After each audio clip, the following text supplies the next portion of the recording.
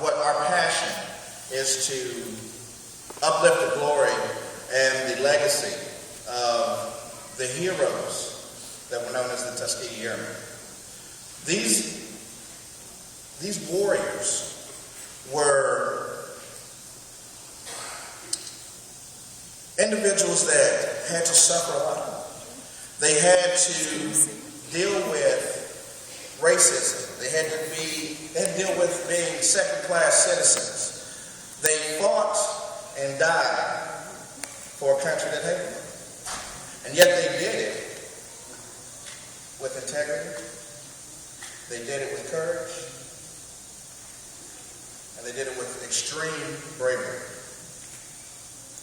So, we have the Tuskegee Airmen motorcycle clubs, ranging from New Jersey to Washington, Southern Maryland, Richmond, Virginia, Georgia, and now San Diego. What we do is we speak at functions like this. We talk about the legacy. We talk about the Tuskegee Airmen. I was just talking to someone in the audience when I got here. And I explained to them that I'm a Washingtonian. I'm born and raised in Washington.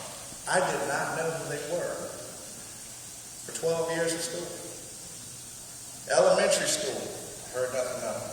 Middle school, junior high school, high school.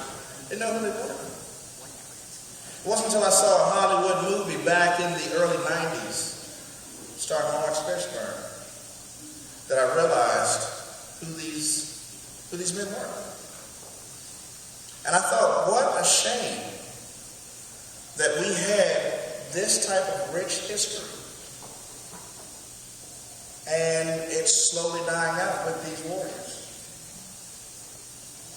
Then I met some individuals whose mission, whose overall goal was to educate.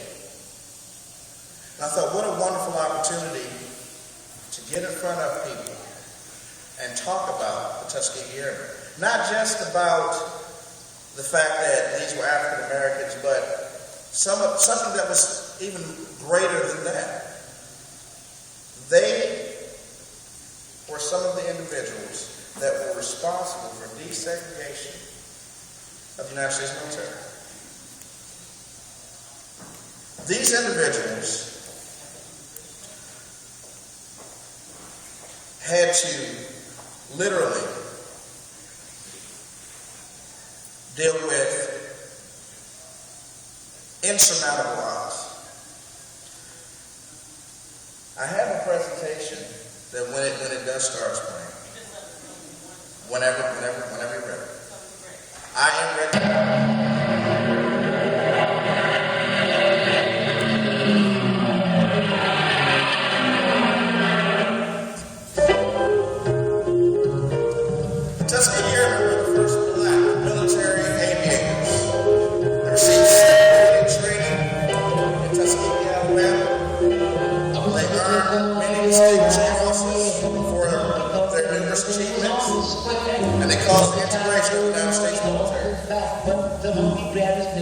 Now listen, Jack, straighten up and fly right.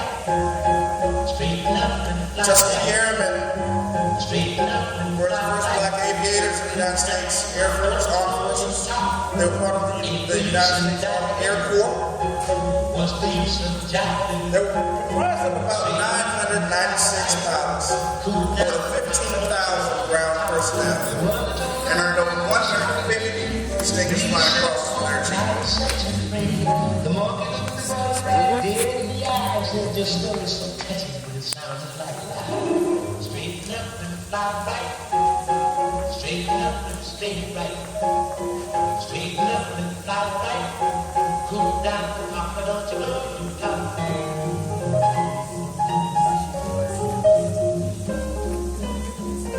These pictures that you're watching are actual pictures of Tuskegee Airmen.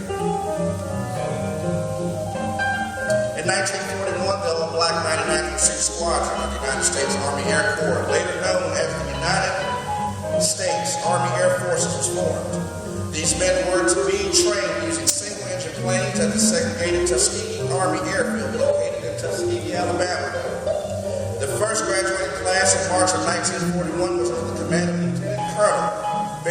Oliver Davis, Jr.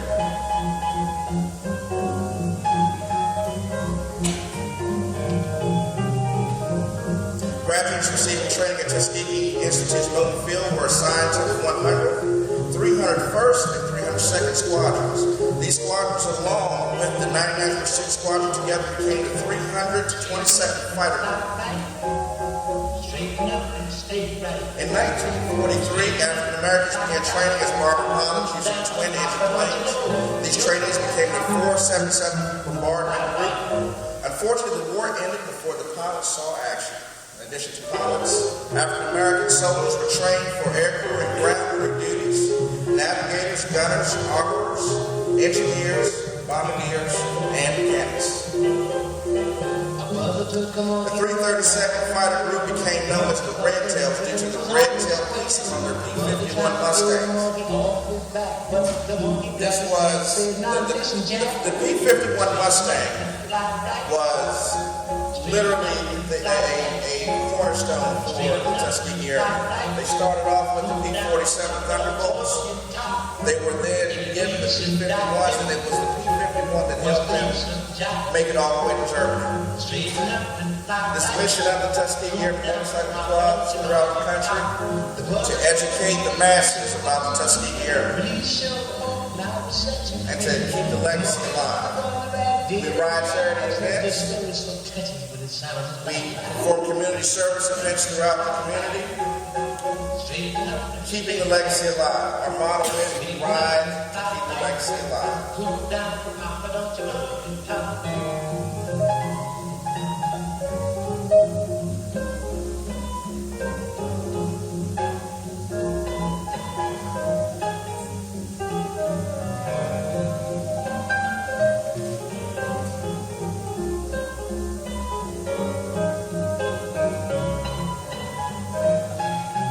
Spitfire patch, as you can see that we're wearing.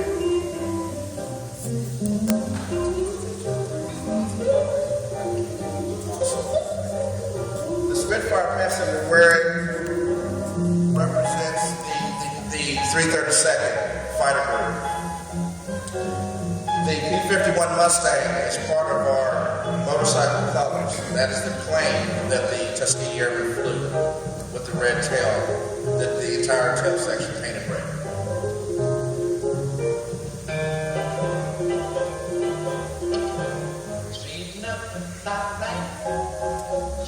Okay, thank you. I am now joined up here by members of our motorcycle groups. These are members of the Tuskegee Airmen Motorcycle Club, various chapters. We're representing Washington, D.C., Southern Maryland. We have other chapters that couldn't make it today, but we're at this program today representing all of them. So I want to bring forward a couple of members to speak real quick, and thank you again for having us. Hi, everybody doing? I'm also with the Motorcycle Club as well as with Tuskegee Inc., which is actually the corporation on the East Coast. What we actually do is we're actually a fundraiser for education, teaching young children out of high school. We give them educational grants for become pilots. We was first located right in Clinton, Maryland, down on Piscataway. Or actually, they closed that small area down, which we had two of fine dogs that was out there that were actually trainers. And at that point, we could no longer hold the building there, so we actually developed, and we're now located in Baltimore. We're out at the airport out there where we're training the pilots. Actually, each year, they graduate a minimum of 3 teenagers per year that become truly pilots. In this area, the metropolitan area alone, we have approximately 17 registered adult airmen, Tuskegee Airmen that's here in this area that we actually meet with every second Saturday of the month.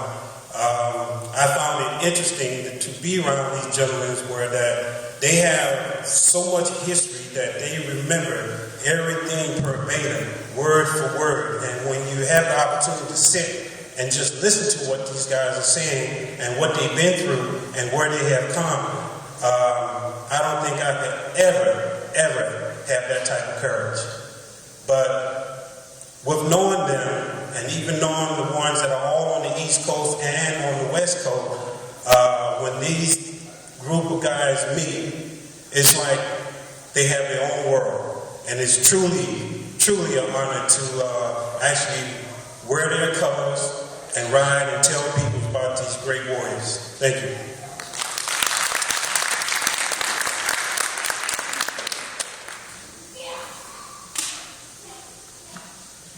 Again, we want to thank you all for participating in today's program and being our keynote and educating us on one of the most important parts of our history. And we appreciate your time. Thank you so much for coming.